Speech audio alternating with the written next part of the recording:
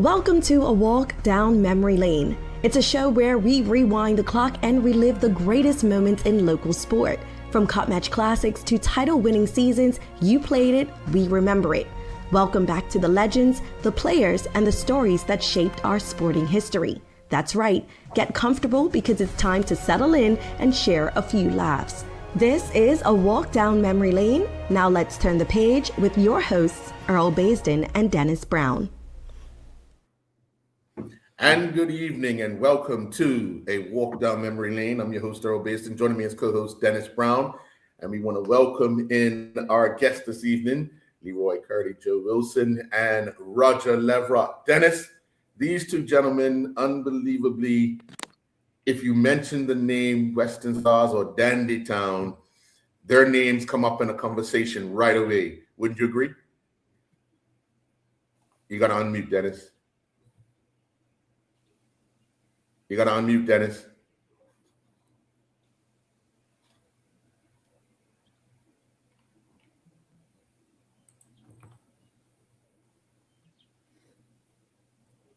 You muted yourself. There you go. Can you hear me now? Yeah, we can hear you now. We can hear you now. Okay, so yeah, these guys, to me, created the foundation for Dandytown. I've got some good questions for him because Dandytown, from the third division all the way to where they are now, one of the biggest clubs in Bermuda when it comes to success and trophy history. So these two guys are probably instrumental in that. So I'm glad that we had the opportunity to interview them tonight. Sure. You say you have some questions, so let's get right into it because I know these two gentlemen worked hard from behind the scenes, in front of the scenes, with the scenes to build just that club to where it is today. Okay, so my first question would be to Coach Wilson. First of all, in front of Bermuda, I just want to extend my condolences again to when you lost your brother. I'm pretty sure Shoebox played for Dandytown. I'm pretty sure I remember that name, scoring goals for Dandytown and stuff like that. So you have your family and the Dandytown family have my condolences on behalf of my family. Thank you. So Coach Wilson, you coached Dandytown from the third division all the way to the first division in the 80s.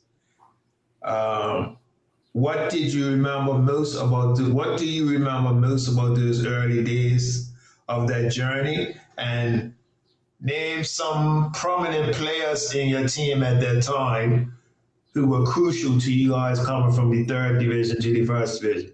And I know you still one player from Somerset. That striker. I know you still that striker from Somerset, but name some.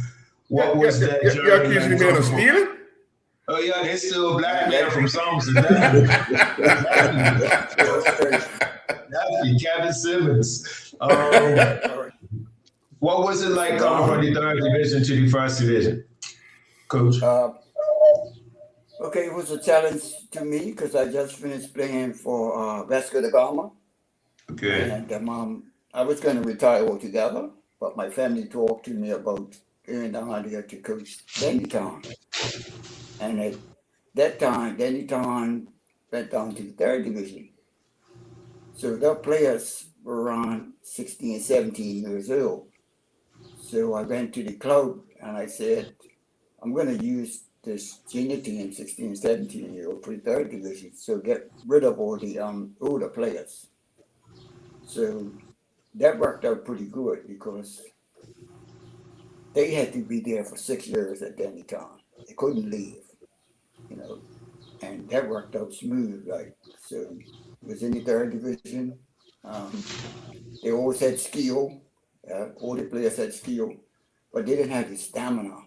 You know what I mean? So I worked on conditioning with them, and that became a difference. Players started to play at a higher level, because skill's not everything, but the conditioning worked out for them. Okay, Rock. when did you first get involved in coaching at Dandytown, and what inspired you to make the transition? Because I believe you remember playing against you for Boulevard. Yes. I can't remember playing against you for Dandytown. But what inspires you to get into your transition from a player to a coach to go to Dandytown? Well, I'm thankful to Mr. Leroy Curley, Joe Wilson, and Mr. Van Baxter for seeing that ability within me.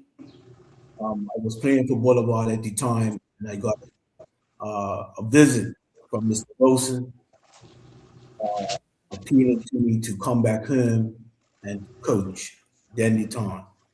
He said he wanted to retire, which he didn't, not at that time, but he was instrumental. And our bond goes even deeper. He's my elder. We stayed not too far from each other, always at the house.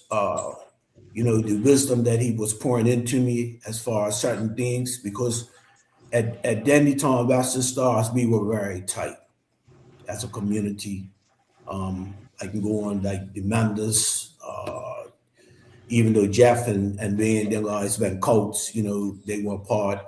So yeah, that was it. When Curly asked me, I considered it, and I took the challenge. Okay, so to both, okay, Curly, you got anything, or you want me to go ahead? Curly, you talked about the youthfulness of the team when you took it over, but getting back then, it was easy to get guys to kind of do certain things. Now, physical wasn't always the mindset because these guys were skillful. So how did you create that atmosphere that you needed them to get a little more physical? Number one was the enjoyment of the game, because it's very important that when you're playing, all players are enjoying themselves. Mm-hmm. So preseason, I had like 6-a-side soccer. Mm. So it gave me time to look at players, and it gave them time to have fun and start meeting with one another. And then when it came to preseason training, it was just about ready. You just needed a little conditioning, and it was good to go. Those players really wanted to play football. That was the difference. And it was they was enjoying the fitness part about it. It took a little while, but after a while, it was competition. Guys used to, we had some good runners on that team, right? Mm-hmm. And there was a few of them that even Carl Simons was saying to myself, geez, and that guy needs to come up here and the track and all. Those players had to make a decision too. That's how fit they were, So getting them together like that, it was easy. As long as you're playing together, it becomes easier and easier. Like you said, you can't be changing like every year. So when they put that, even first 4 years, it was incredible. So we started calling ourselves the youth explosive because we were young. Mm-hmm. Then we got into I definitely remember that youth team. You had guys like Kirk Martin, who will run all day. Chris Martin will run all day. Mm-hmm. Carl Smith will run all day. Paul Cam will run all day. Walter Muscle will run all day. You guys had some bright young players coming through at that time, and we definitely had to pay attention. We were more established, but you guys, like you said, the youth explosion, and they were pretty to watch. When they gained their experience and started winning trophies at that time. Yes. Yeah. So you came up to the first division, because I remember hearing this at Dennis, my brother-in-law's funeral, the tribute from Dandytown. So how did you guys get Seymour?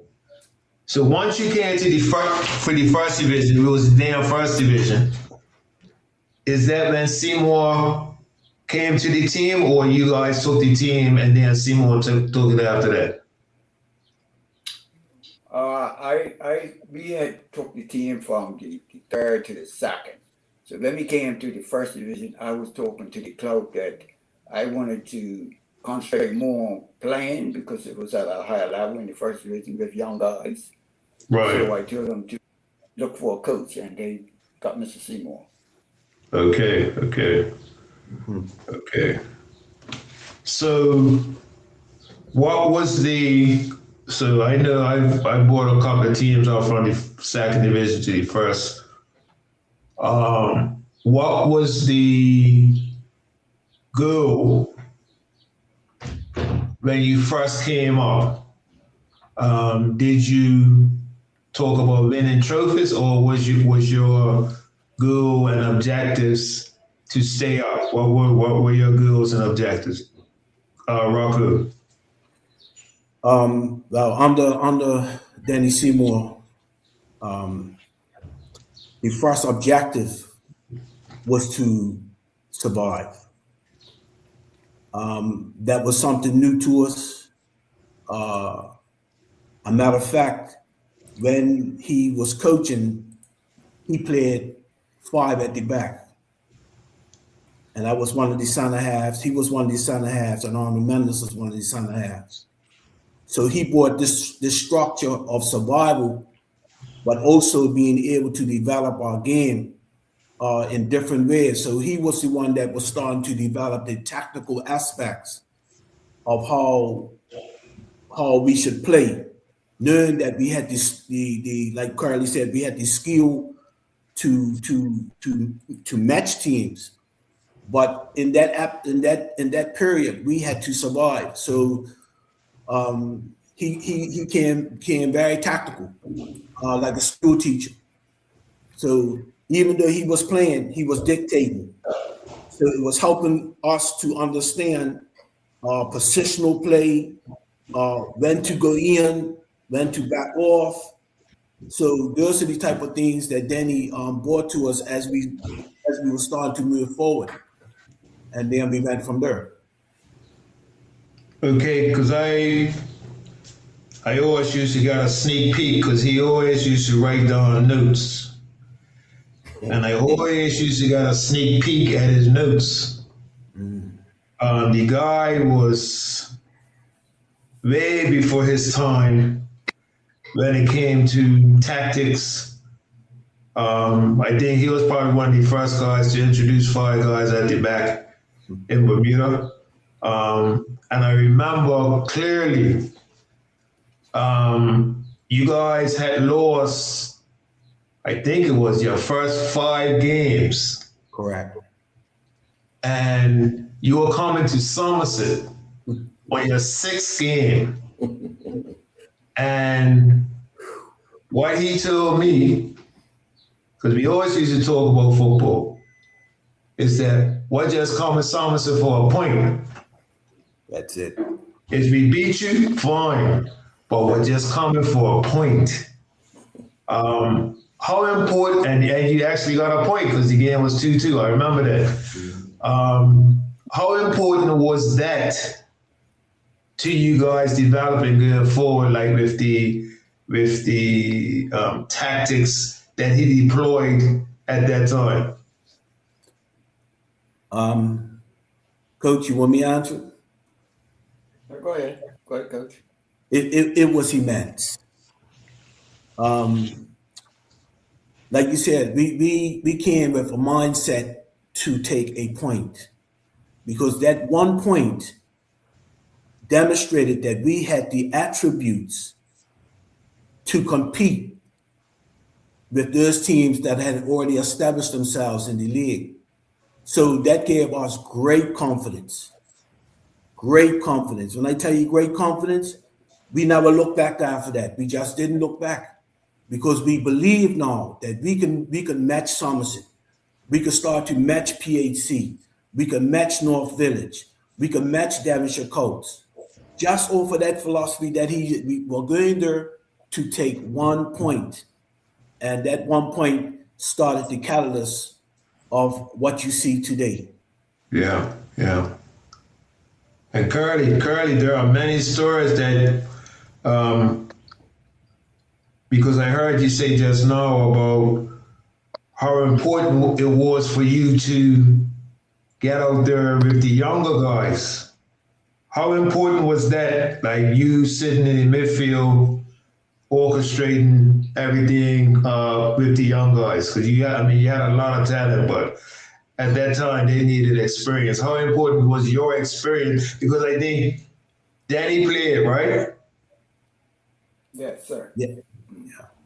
Danny played, Rocco played, Arnold played. How important were you guys to the younger guys? So what it was mainly when we came up to the first division, we tried to play like maybe the first 4 games, man for man. And that's how we got ourselves in trouble. So that's when Seymour started to say, well, look, but we call it nowadays park the bus. Yeah. So what I felt at that time, he was right. You know what I mean? And players had to adjust because they're usually like free playing all the time. Right? But like Mr. Ladrock said, after they got the first point, players just opened up and just played, and Seymour in certain games, he didn't play far down the back.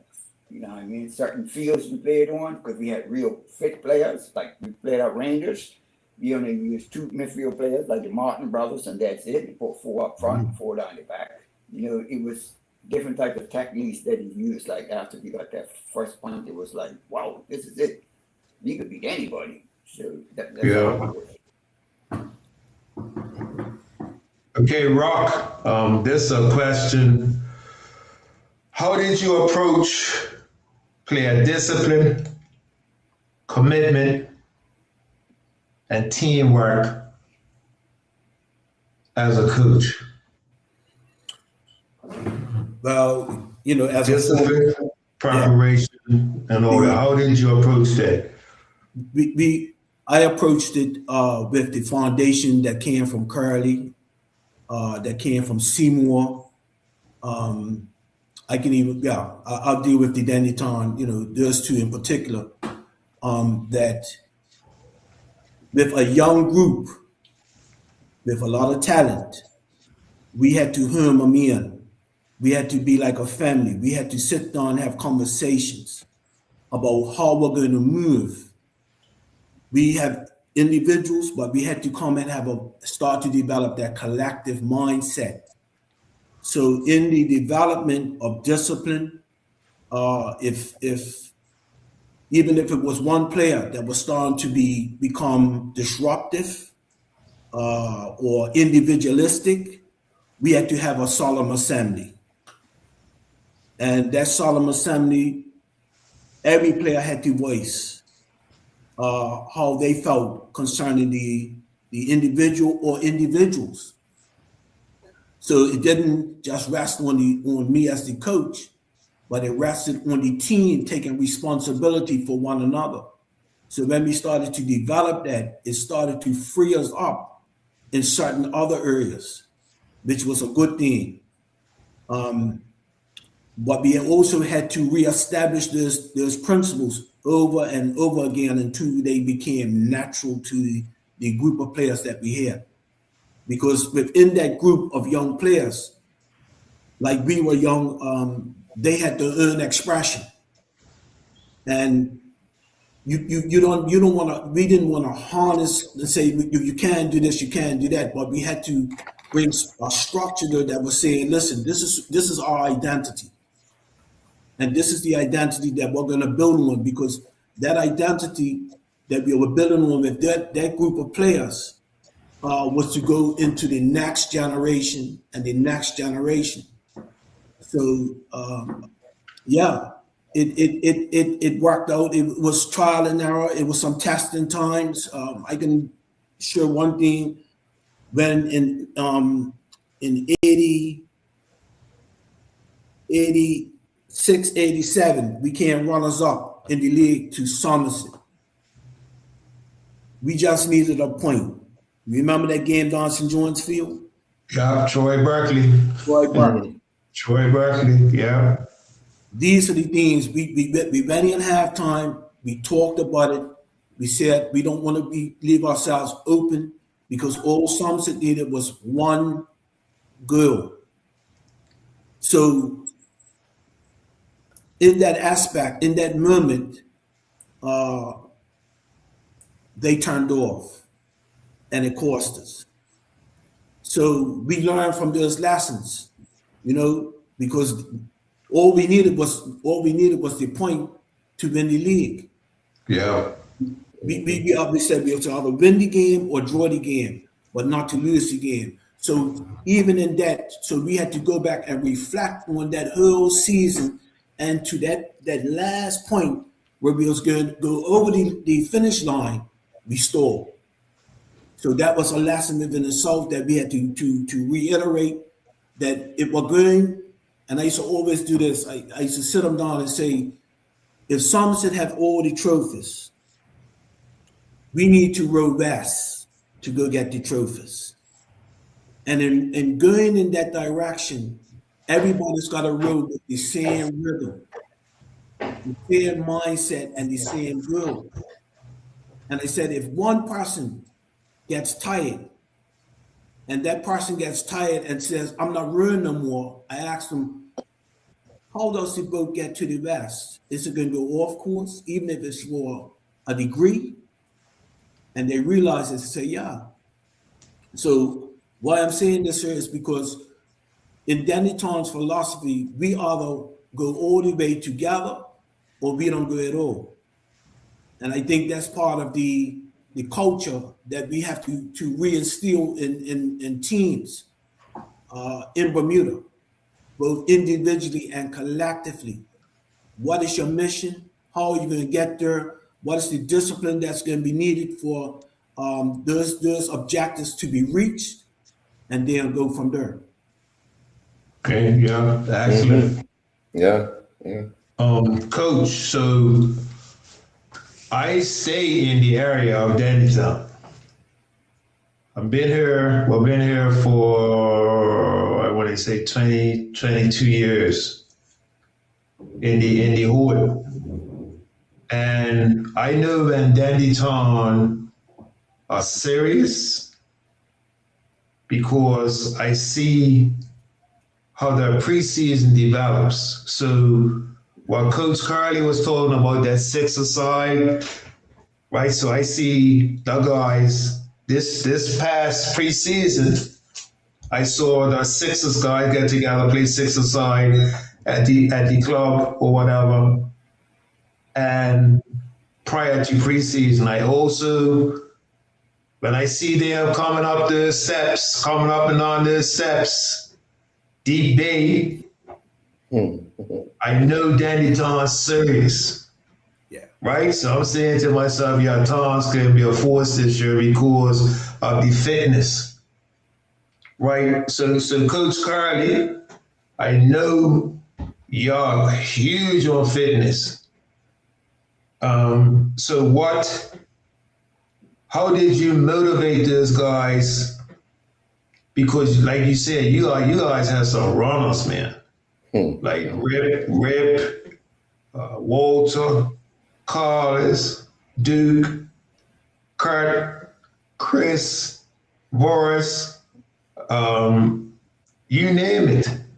The fullbacks, Earl overlapping, Keechie overlapping, Lloyd overlapping. Like, so what was the philosophy for you in relation to getting these guys in tip-top condition? Okay, number one, competition in the club itself between players, because I wanted to bring players to another level. That's why Mr. Baxter, he went outside and got some outside players. I mean, they were young and they were good players, not to take nothing from them. But it put another challenge into the players themselves so they could come up to a next level. I think with these players coming in and the players that we had, it was a battle for a position. Like we had like 5 strikers playing for one rule. Right. That was a challenge. So players really had to play to the next level. Whoa. Okay, so I always thought that Walter Musson was underrated. To me, in the 80s, Walter Musson will make my top 3 wingers in Bermuda. He was also my roommate a couple of times in the national team, but in my opinion, I always thought of Walter, like I said, in the top 3 of the wingers at that time. He was that special. What do you guys think? Do you think that Walter fulfilled his full potential, or you think he could have got even better?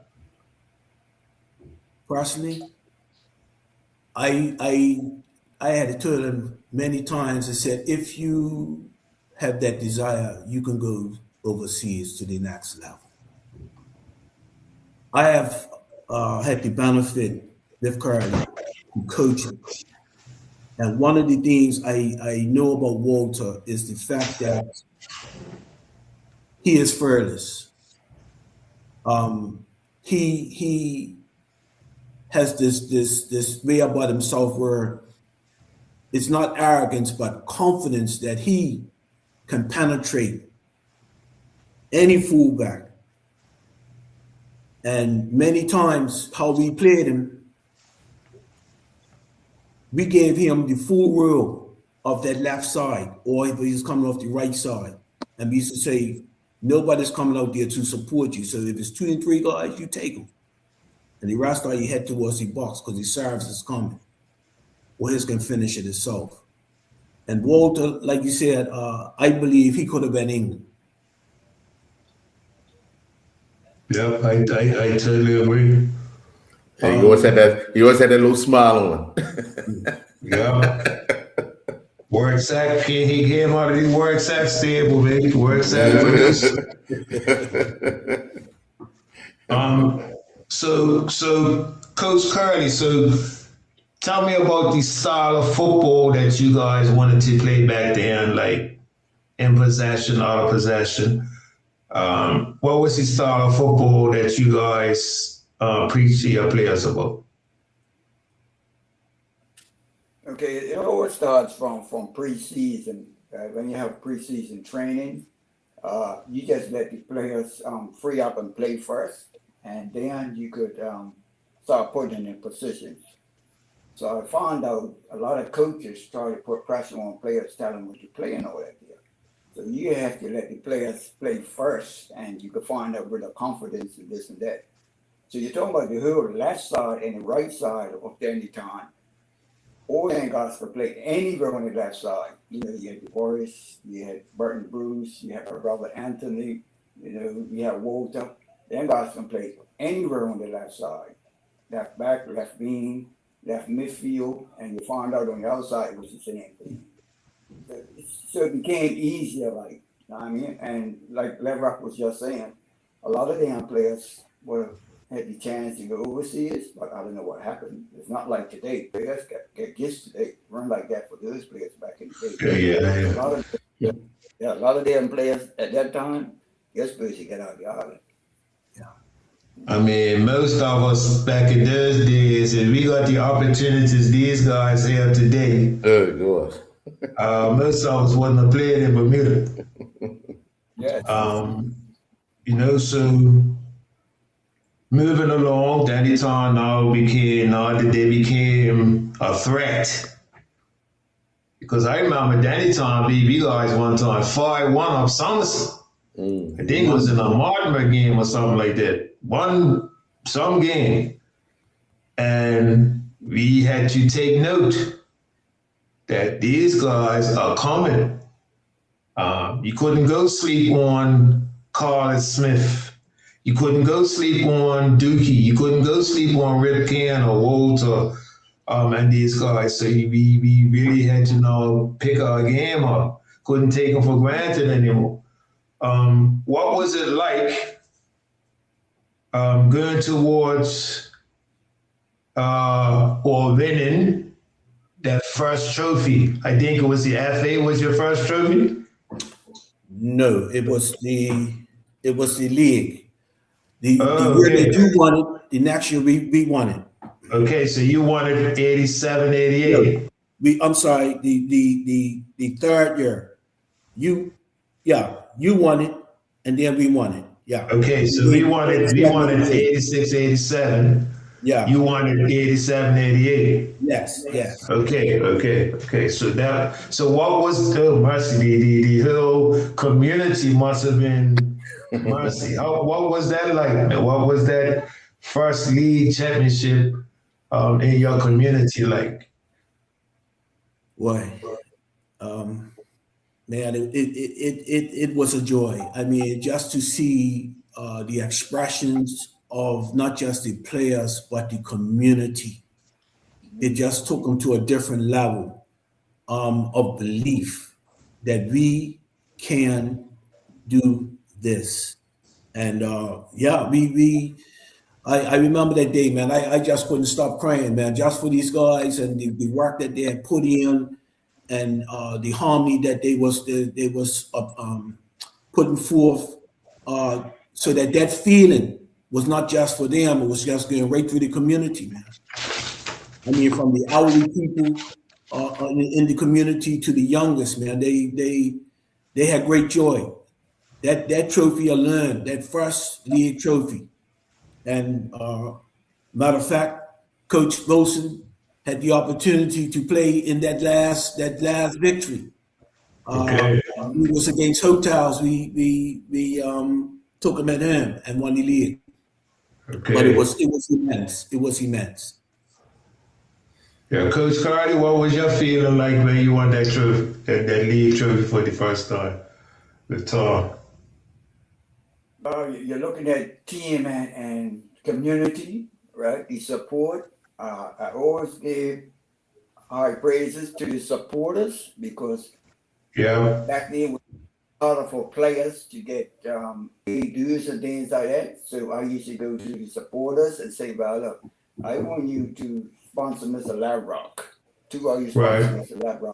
And I did that with each player. They had at least two sponsors. And those supporters were in charge of their players. And there's players, they had to perform, or you're going to lose your supporters.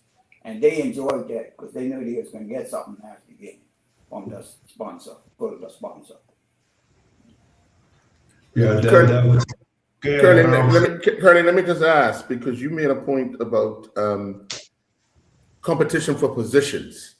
Nowadays, we see guys, if they can't make the team, they go about their business. But what was some of the mainstays for players to fight for that position, as opposed to just running away to another team that they could make? Well, that's easy. That's easy picking, because the competition back then was so high. Like when I was playing, it was unbelievable. But one year I went to Devonshire Coast, and I tried to make the first team. And I sat on the bench for like 3 years at Devonshire Coast, then to all the training sessions. But the caliber of players that were in that team, I had to really wait for my time. And I'm sure Dennis had that Somerset. The players were so, you had to respect them. Those were my role models, those players there. So today, in the last 20 years, you don't have role models. You have a lot of, it's a man's sport, but you got children playing. You know what I mean? So that's the difference. Like, these youngsters, they ain't got no role models because everybody's the same age. I like you're right, because when I came in at Somerset at 16, it was guys like George Brangman, Trix Richardson, guys like that. Dirk was on his way out. Steve is a few years older. Lou Simmons, Lance Brown, these guys, so we had a lot of experience. I had a lot of experience around me when I came through to make it comfortable. One of the guys who I always thought he was underrated as well, and he basically nurtured me from when I first came into the first team. was Larry Simmons. He was the one who always pulled me aside and gave me instructions. I mean, even when I became emotional, you know what I mean? He always kept level-headed, and Larry was a big influence on me when I first started playing for Somerset in the senior team. So I think, like you said, Curly, the experience is vital. So a question for both of you, and it's about changes in the game, because now that we're in 2026, then it was the 1980s. How do you think football in Bermuda has changed since your coaching days in the 1980s? Has football changed, or has it got better? Has it what has changed in football since 1980s? Both of you. I would say commitment to a team. Carly said, as Carly said earlier, what benefited Dandyton as the youth, that they had to remain at the club. They couldn't go skip to Somerset. They couldn't go skip to North Village or any other club within a 4-year period. So that makes it easier to really get at the players and to help to develop them, versus now guys are hop, skipping, and jumping. As soon as something is not appealing to them or it's not going their way, they've got an escape route. But the escape route, 99.9 of the time, is not helping their development to be able to stick in and fight and establish yourself. So I believe with today's generation, for most part, they got away too easy. They got away too easy. If I don't like what the coach, I'm going. I look at the transfer situation every year, and I'm saying, "Whoa, Yeah, whoa." That's it, and it doesn't help our development. So when the waters get rough, as I used to tell Dandyton, if the waters is rough and it's hitting against the rocks, does the water stop or does it keep flowing? We have to get back to that place. Maybe the BFA should look at a time frame of putting for transfers. It's just too easy. So because of your lack of discipline and commitment, you're going to take the same attributes into another team. And somewhere along the line, it's going to manifest itself. And I'm seeing it. I'm seeing it over and over again. And that's the second part of the equation. And I'm not saying for all, but if you look at the transfer, I'm like, wow, man, that back in the day, guys are sitting in, man. If like Carly said, I went to Devonshire Coast also. Matter of fact, I went to Santos under Buddy Bartram. Okay. Buddy Bartram had big guys training 5:30 in the morning at West Pembroke and coming back in the afternoon. Wow. Compete with guys like Sykes Smith and Malcolm Trott for center halves.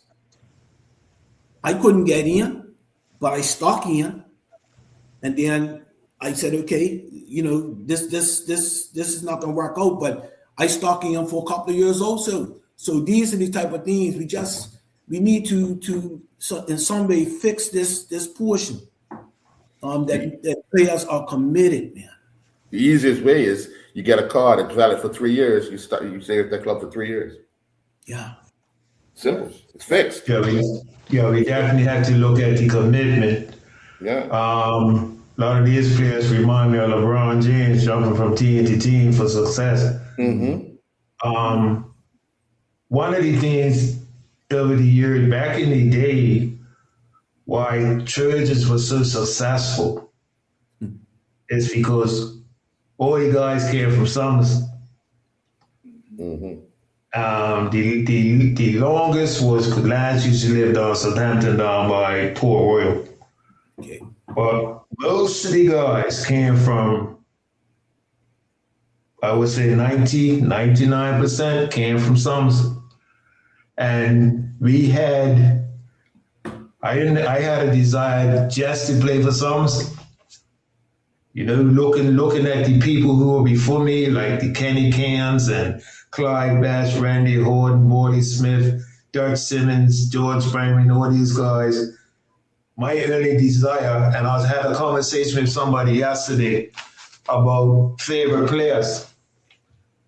And I've done a test. You ask any local player, young or old, who their favorite player is, and they're gonna say a foreign player.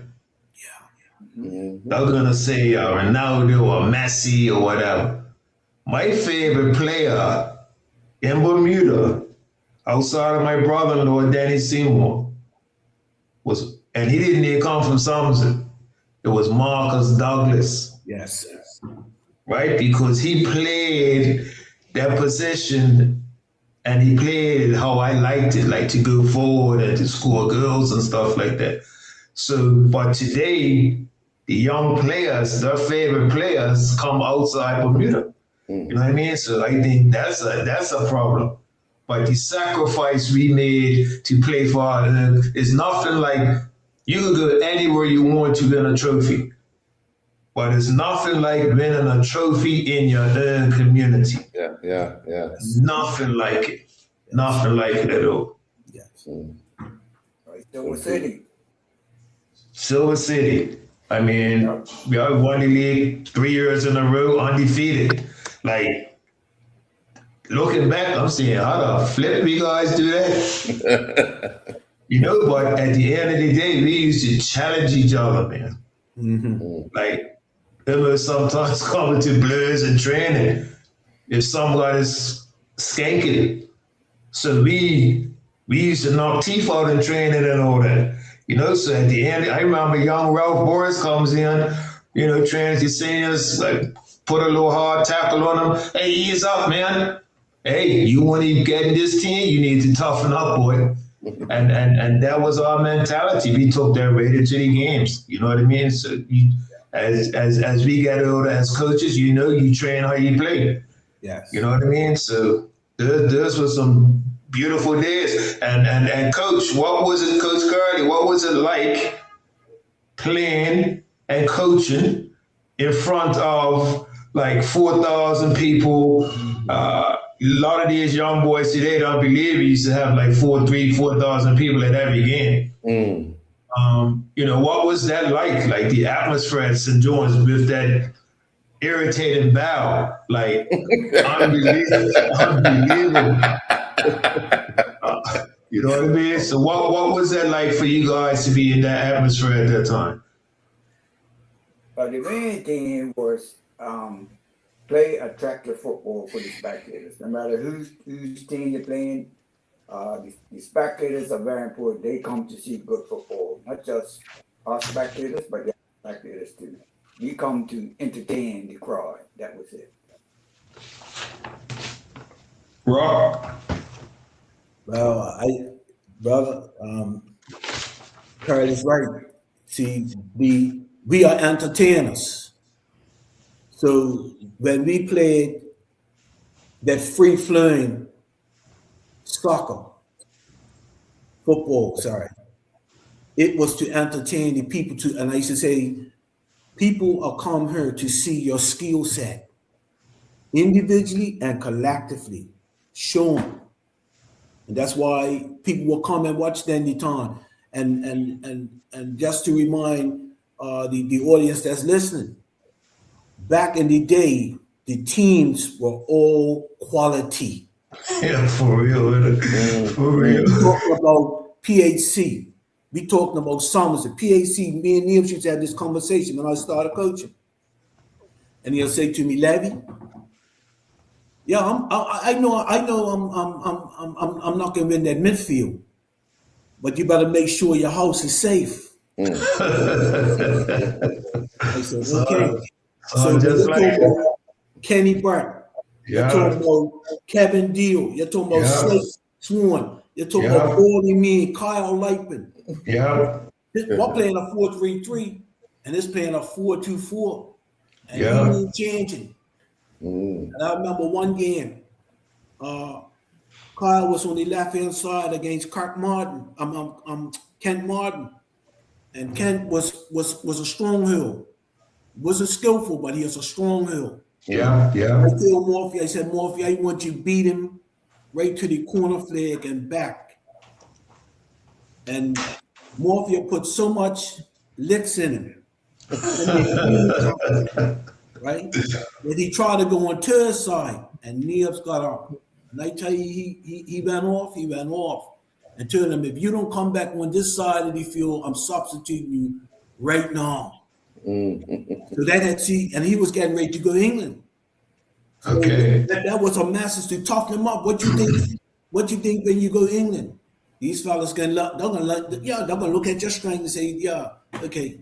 So these are the type of things that really help to shape the players' mentality and how they approach the opposition.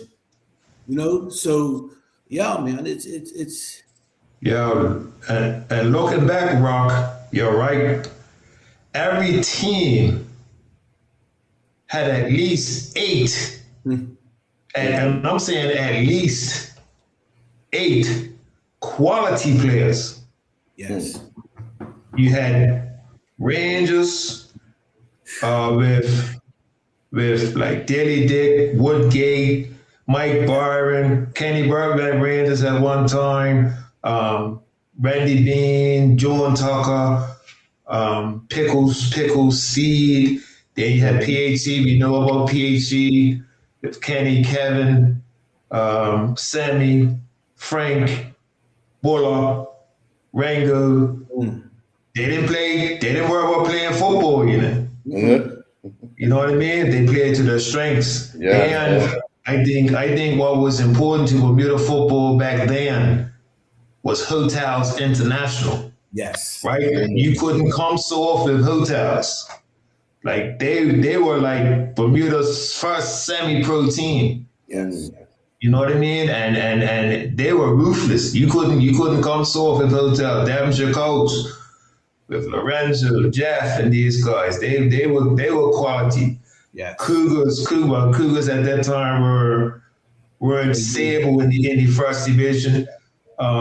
St. George's, and I always talk about St. George's. If all St. George's players would have played for St. George's like Somerset's guys did, St. George's would have been a big force. Because St. George's had Cleary playing elsewhere, Stevie Dixon elsewhere, Al Farrell elsewhere. So they had a lot of players splintered all over the place. And if they would have played as a community, I thought St. George's would have always been a force to be reckoned with.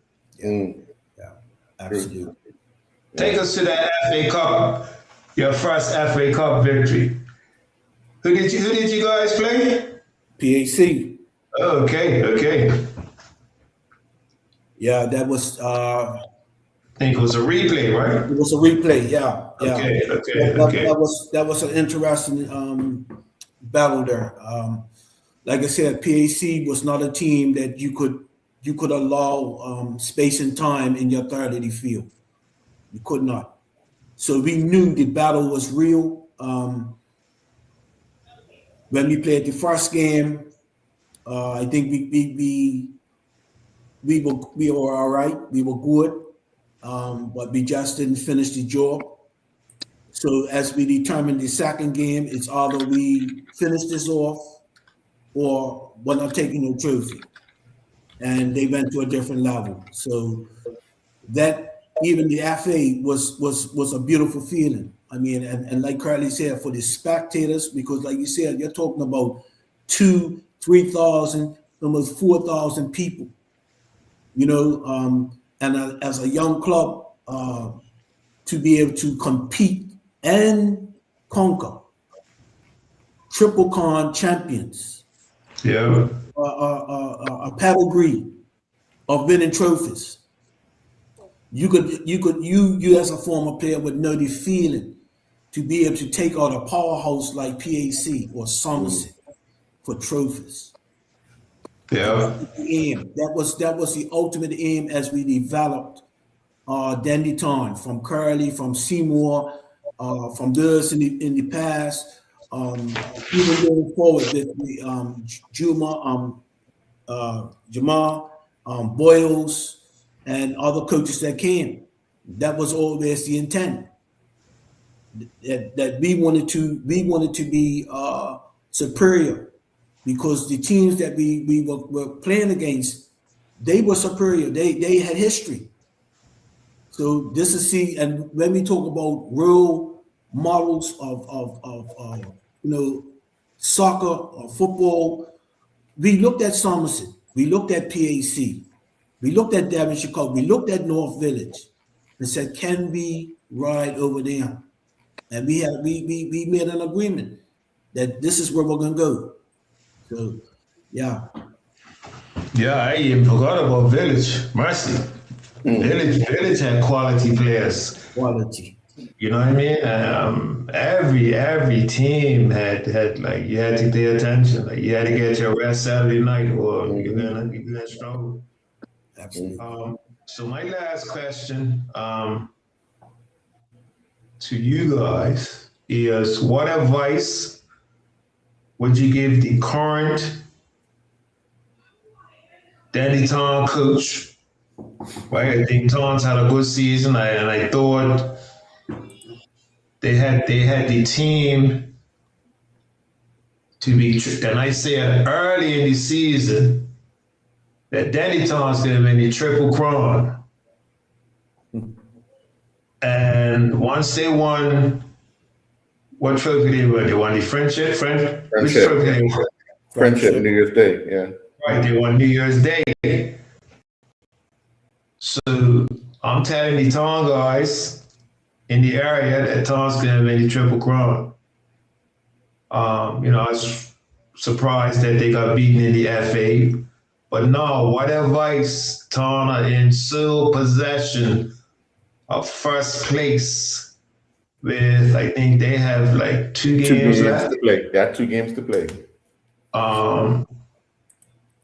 What advice would you give the current coach who I held in high esteem, one of the brightest young coaches in Bermuda, Gerald Hill? What advice would you give him and the team at this stage of the season as you approach the finish line? Kurt? That's for me? Yeah. Okay, good. That's an easy one. So you have to fight to the end as a group. That's very important. And don't give nothing away. That's the main thing. A lot of things is given away in December because it's gifts, right? Right now it's March. So you have to march on to the next thing, and that's the league. So you have to do that as a league team. So I found out now it's a lot of players that are training, because a lot of coaches say players is training, but how are they gelling together in training? That's the key there. It must be gelling for position, like, to make the team stronger and get over this next hurdle. Right. I spoke to my son, concerning that matter. I said, what is very important is what Carly said, that we have to finish over the line first. I said, when we won the league for the first time, we only gave up like 8 goals for the whole season. So that defensive structure starts from up top and filters all the way to the goalkeeper. So they've been good as far as not conceding many goals, and that helps in championships. That's a proven fact. You know, you're scoring goals, you don't leak goals. And they have to stay committed. As long as you guys stay committed to the course, you're good to go. Yeah, I'm a firm believer that defense wins championships. Absolutely. Right, I'm a firm believer. I remember you say you let in 8, we let in 7 one season. Right, one of the years that we were undefeated, we let in 7 goals. And at the end of the day, my mentality as a coach has always been to be defensively sound first. Yes. And then we work on the other parts of our game. And I think this needs to be instituted at the national level as well. We need to be defensively sound first, and then work our way through the other parts of the game. But Dennytown, to me, have always seemed to be creating those types of players that get to the next level. Naki, Kanu, Yes. Dante,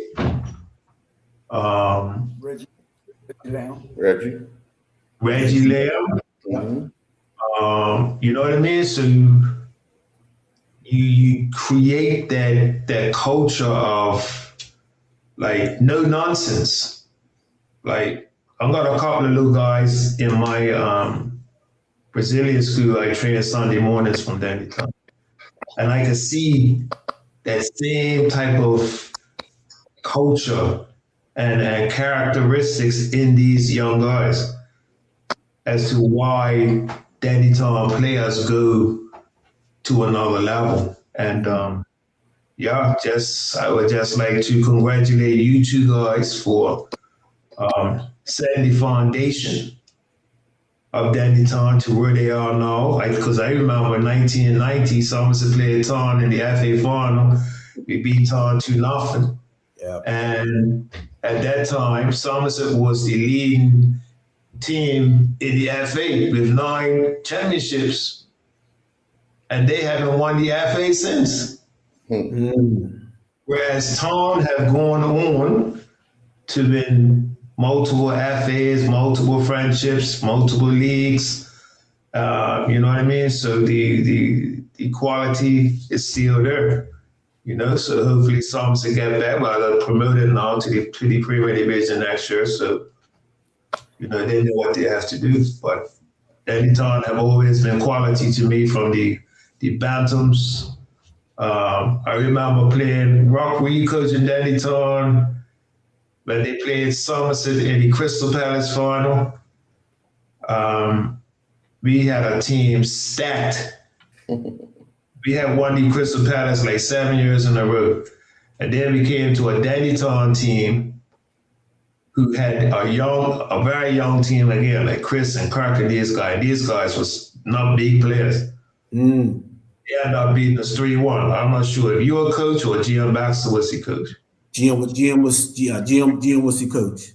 Okay, yeah, you know what I mean? And from there, it's always been a rivalry with Dennytown and Somerset. Like, you know, Dennytown stealing our players like Pumpkin.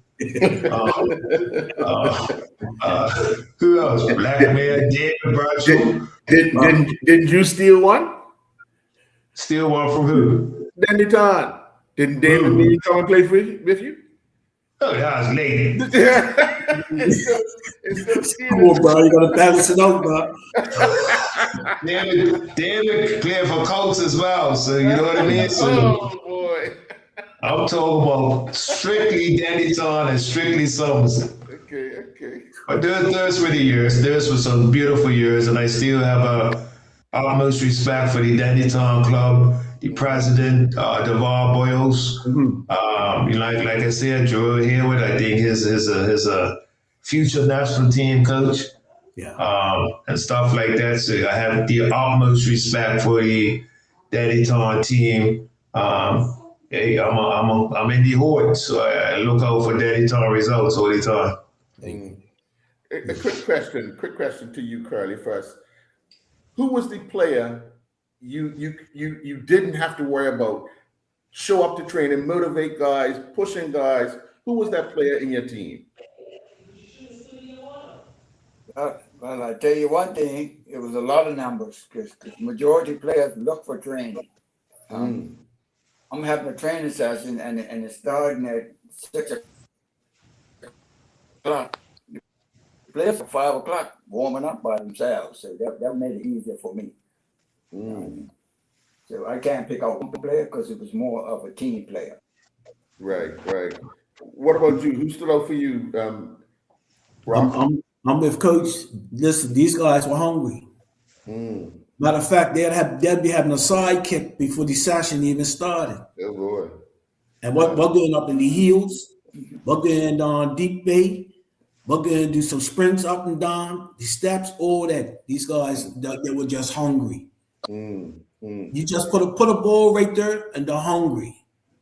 Yeah. That's yeah. I got a question for you, Rock. In '83, how long did it take Dennis to speak to you after that? I don't know.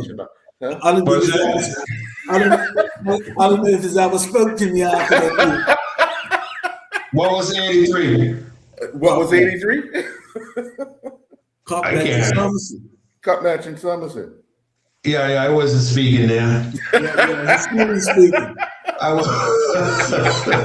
wasn't speaking to Rock there. Clevey was the captain? Yeah. That cup match there encouraged me not to drink. I couldn't stand. That's when they had, what was that coconut drink? Malibu or something? Yeah, Malibu. Malibu. Yeah. The one, I couldn't stand coconut for about 10 years. That's all I'm gonna say. Oh, Jordan's on. Huh? I see Jordan Bird's there. Jordan Bird. Oh, he's here. Yes. Well, hey guys, how are you? I'm sorry. Welcome, sir. How are you? Earl. Not a problem. Just got into DR. I've been listening, and I think my hat goes off to everybody at Dandytown. If I go back to the late 70s, Curly was kicking me around then at BAA, and then you had a good team, but it was for me when the Martins came through and Wayne Campbell and that crew, Rip Can, as that group developed. So you guys have just gone on great steps from there. Okay, John, while you're here real quick, because we are just getting ready to wind up, but I'm gonna call it for you, because you were a great in 1980. We're going way back. You took away a group of high school boys, which I was included in, myself, Andrew Bascom, Kevin Grant, and Lynn Bean, and Al Christopher, to England. Yeah. To play against, we played against other high schools or whatever. So what inspired that for you to do that? Because that changed my whole outlook on football when I went to England at 15. So I think two things there, Dennis. One is, I came out in 1977, and the thing that hit me was the ability for such a small island, the ability of players, particularly technical ability. And I thought that was great, but it just needed a bit more experience. And I thought the English schools football competition, which was really all the top schoolboy counties playing in one tournament, I thought it was going to be a great way for all of us to see how good we were. And you guys that was a good team, and you guys played extremely well. But I don't know if you remember, but I think it's just a blast from the past. We used to get football, like match of the day or something, a week after all of the games. Yes. Big league soccer. No, I mean, now we're watching everything live. European games, Premier League games, Bundesliga, La Liga. We can get it all live. Back in the 80s, 70s, 80s, you got match of the day a week late. Yeah. And so you had to make your own football. It had to be a good level. And it was, I think youth football was a really good level. The East-West All-Star game, heck, we packed those grounds just for those games. Yeah, So yeah. it was for me, that was a really good, a great crop of young players then. And a lot of you are still making a great contribution to football. So I think it says a lot for all of you. You came through at the right time. You have played extremely well and done a great job. I thoroughly enjoyed working with that group of players, I must admit. Yeah, because one of the things I remember from that trip, like I remember that like yesterday we actually went to that's when Nottingham Forest were the European champions. We went to watch them play against one of the German teams. I'm not sure who that was, but you know, watching these guys train, Peter Shilton and these guys, John. You know what I mean? But one thing I learned from, I think it was a Coach Cartwright, who told John Cartwright, who told us as Bermudians that we have to compete. You can have all the skill you want in the world, but you have to compete, and that stayed with me forever. Because actually Andrew and I got spotted by Bolton Wanderers. That's right. You know what I mean? So that taught, and I thought Andrew was in our era one of the best midfield players. Sure. So at the end of the day, I thought you taking that group of players away, I thought was a great thing. I take my hat off to you, and I'm grateful, you know, for being involved in that. So looking back, right, and I asked Coach Curley and Rock this question. Mm-hmm. Looking back, what do you think is the difference between coaching in our era, coaching in my play and your era, and coaching now? What do you think is the difference? It's a good question. I can only say that, particularly the team you're talking about, and a lot of the other younger teams that I took, there was a real passion to be involved. They just wanted to play football. And I was listening to what Rock and Curly were saying. Players were showing up early. People were really putting a proper shift in. And I think I don't coach now, obviously, but I don't know what the difference is.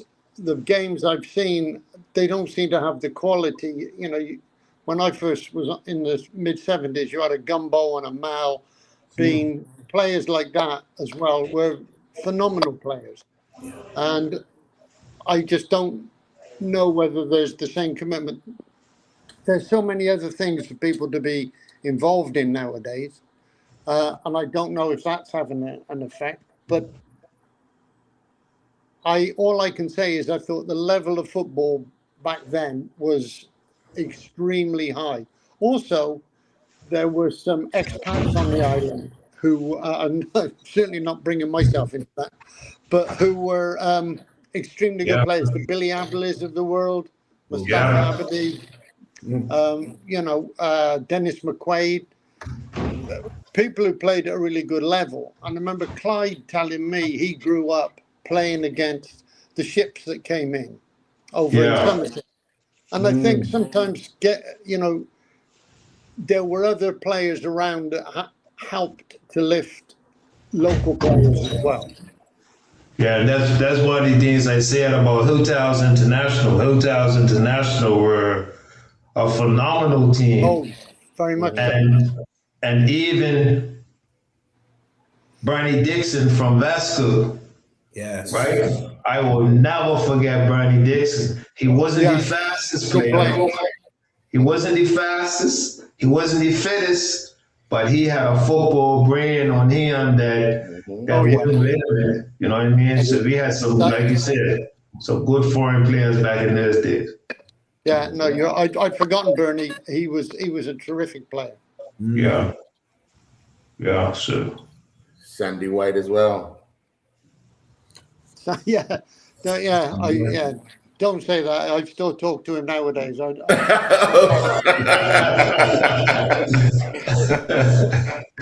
Yeah, man. Yeah. Well, I do want to say to you guys, thank you very much for joining, taking us on this ride. John, we'll have to invite you back to get some more time with you at another time. Be safe in DR. Curly, again, we extend our condolences to you and your family from us, all of us here online and in Bermuda. We want to wish you all the best. So gentlemen, thank you very much. Folks, we'll be back in 2 weeks' time with another edition of A Walk Down Memory Lane. And to these gentlemen, I want to say thank you very much and have a good night.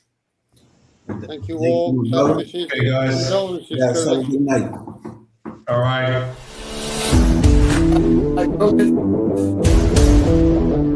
Girl.